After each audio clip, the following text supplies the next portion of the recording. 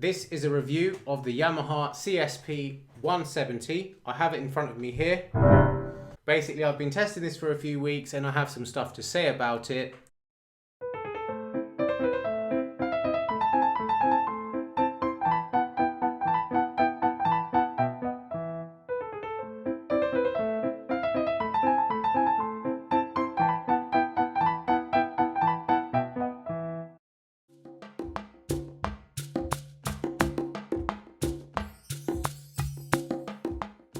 The first standout feature I think about this piano has got to be the light bar, and I think it makes it very unique because I don't see any other piano firms doing that.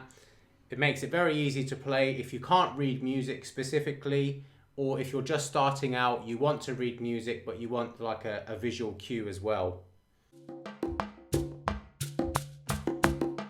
The second thing I think that stands out about this piano is the Natural Wood X keyboard, also known as NWX.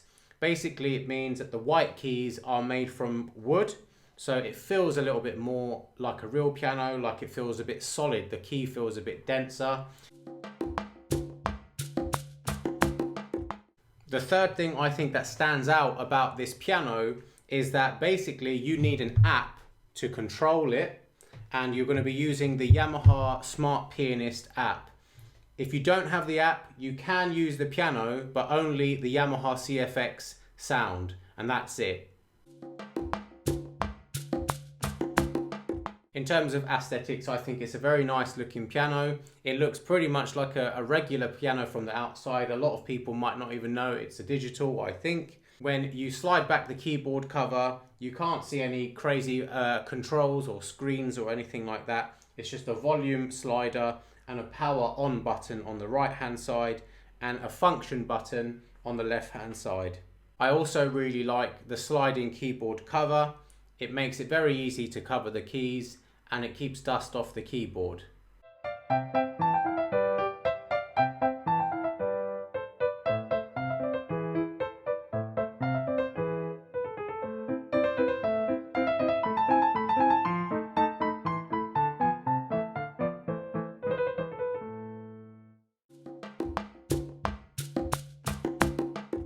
One feature I really like about the Smart Pianist app, I have to say, it's the parametric EQ function.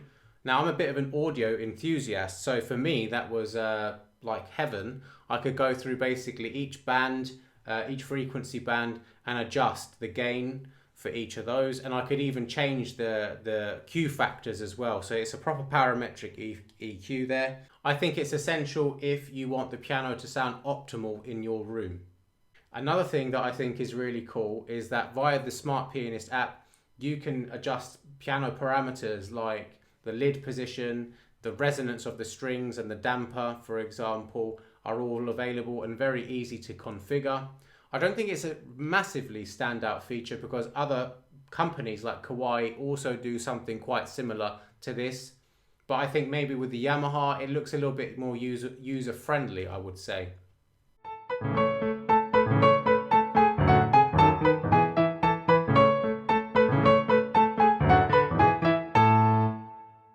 Now, I think the song analyzer is very cool because basically what it does, it turns your music that you have on your tablet or smartphone, and it turns it into a score so you can play along. It could be chords, it could be arpeggiated chords, but the point is someone who's listening should be able to figure out what you're playing. Another thing you can do is you can put your learning books onto the app, and I think that it works very well with this because you've got the light bar. It makes it a little bit easier to sight read sometimes. I don't know if it's a good thing because you could get lazy, but overall I think it's a nice feature. Other things that I like about this piano, well, first of all, I think that it's a very easy piano to set up. It comes in two parts, like top and bottom. We brought this up the stairs, so you just need two people, one on either end. You bring it up the stairs and just plonk it onto the furniture stand and it all works. It takes about half an hour or so just to set it up, but I really like that. I thought it was going to be a lot worse.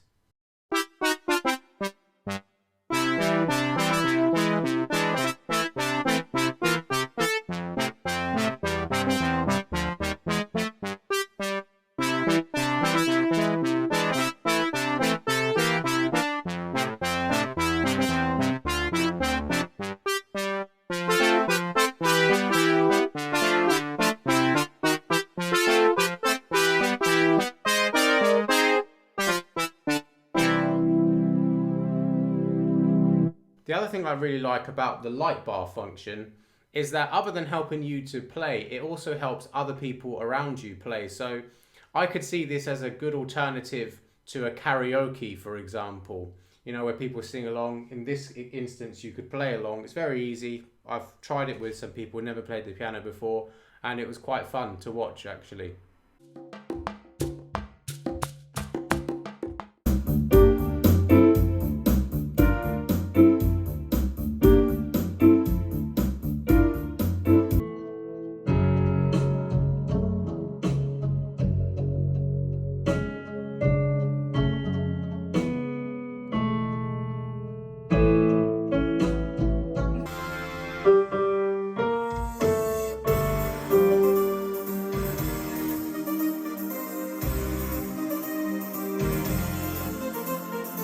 I'm such a noob, man. It's unreal.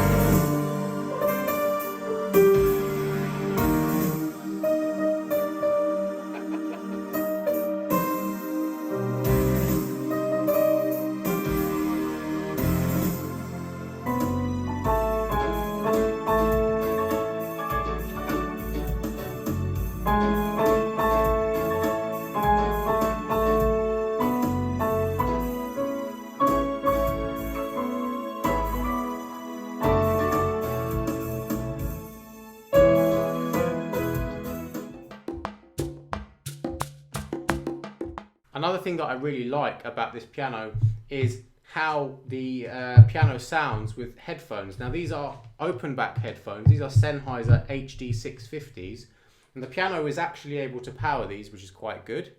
But also, it sounds very spatial. I actually thought, when I first put these on, I actually thought that the piano was on, not the headphones. So it was actually, I think, quite realistic. And I think that it's probably better to play with the headphones than actually listening through the piano's internal speakers.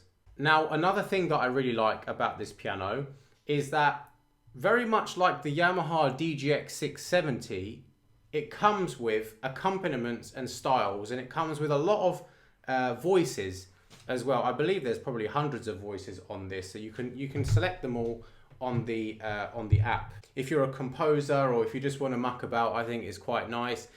And take into account that an actual keyboard of this quality, like a digital keyboard, probably costs you £500 and up with these sounds.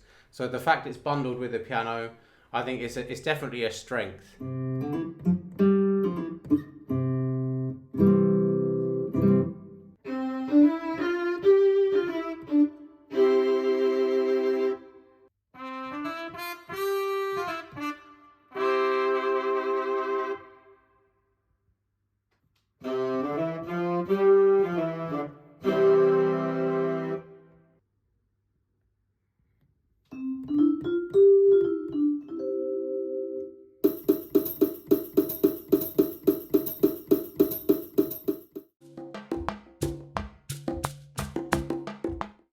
The first thing I don't like about the CSP 170 has something to do with the action. Now, I like the fact that the keys are made of wood, but it doesn't mean that the key is automatically going to feel good to play. I think that this action is very heavy. It's a bit too heavy. When you play your scales and your finger exercises, you really feel the tension a lot more in your wrists. Now, you can get around this by having, trying to loosen your wrists and trying to put in good technique, but it's still a very difficult thing to do. Now, I've tried to weigh them, and my U1 Yamaha acoustic downstairs, it takes about 60 grams of weight to push the key down, which is about normal. I think a grand piano is between 50 and 55 is like the sort of reference. Now, this piano, it took about 110, 120 grams to push the key down eventually, as you'll be seeing on the screen now. I've also tested the NWX action in the P515, the portable flagship piano from Yamaha, and that one is a little bit heavy too, but not as heavy as this. It's a bit confusing because they're both NWX actions, but they're definitely not the same. The key tops of the P515 are matte. These ones are shiny, and the black keys on this they feel a bit slippy. So I don't know what's going on with the NWX action, but I'm sure that they're not the same. The second thing that I don't like is in fact the light bar itself. Now, the problem with the light bar that I found is that it is sitting right behind the keys. So sometimes it can actually get in the way of your fingers. For example, if you're playing a passage that includes a lot of octaves, my middle finger sometimes hits the light bar, and it doesn't happen all the time, but it happens every now and again, and it's a bit annoying. But if I were a beginner, I would still prefer the light bar to be there.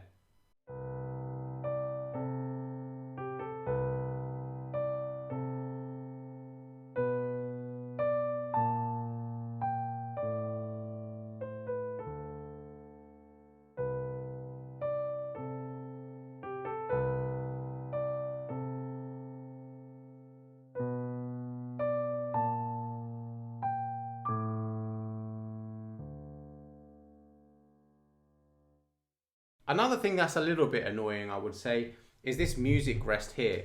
Now, you've got to remember that it doesn't actually fold down. It's screwed into place. And that's because on this music rest, it actually has a USB port on one side, and I think on the other side as well for iPads and iOS devices. Another thing I found was that the bass section in particular on this piano, it's very overpowered. And I don't know what it is. Perhaps it's the way Yamaha have configured the speakers via the EQ inside the piano. But compared to a normal piano, it's like the U1 acoustic that I've got downstairs.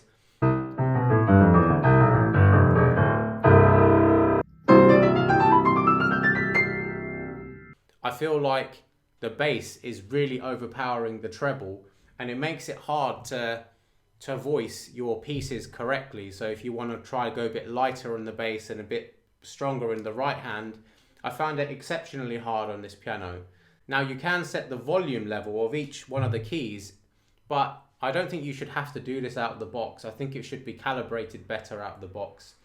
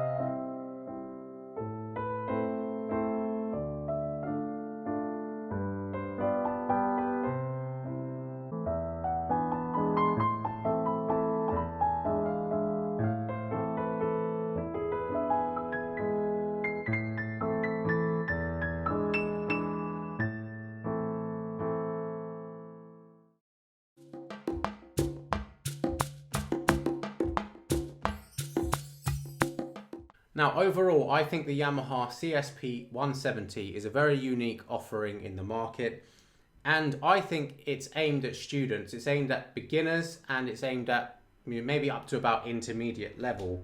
If you're above that level, then there are better choices for you for the money. This cost me about £2,500, and I think the price is now going up. For that sort of price, you can buy something from Kawaii like the CA79, which I think is a superior piano in terms of the action, but that piano doesn't have the same features as this.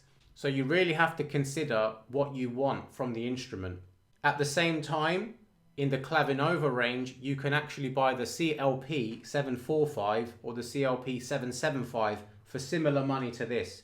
And they are both compatible with the Smart Pianist app, I believe. But if you want a more authentic piano experience, I would go for the 775 probably. I've played that piano and the 785 in the shop, and I did really like those.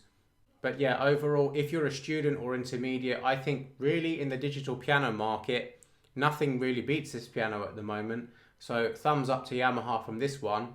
Thanks for watching the video, guys. This has been MDT. Subscribe to the channel if you want. Like it, thumbs up, whatever you do. Leave me a comment if you have any specific questions, and I'll try my best to get back to you.